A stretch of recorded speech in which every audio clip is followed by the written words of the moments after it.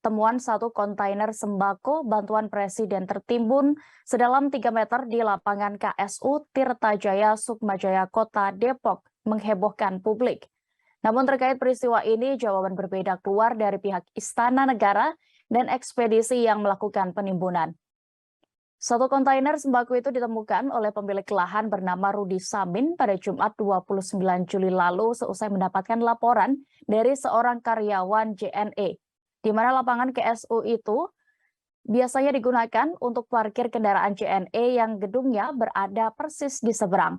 Sembako yang terdiri dari beras, minyak goreng, tepung terigu, dan telur itu sudah membusuk, berjamur, hingga bahkan tercium bau yang menyengat.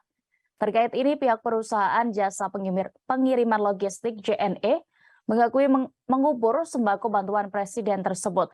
VP of Marketing JNE Express, Eri Palgunadi, beralasan sembako bantuan presiden itu dikubur lantaran rusak. Ia pun memastikan prosedur penguburan sembako yang rusak ini tak melanggar prosedur karena sesuai dengan perjanjian antara JNE dan pihak pemerintah. Meski begitu, Eri tak menjelaskan lebih jauh kapan penguburan bantuan sembako presiden tersebut dilakukan.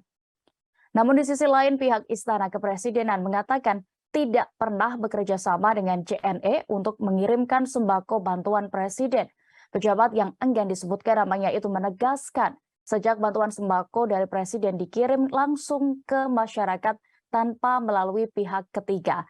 Ia menduga sembako yang dikubur itu merupakan bantuan presiden yang didistribusikan oleh Kementerian Sosial.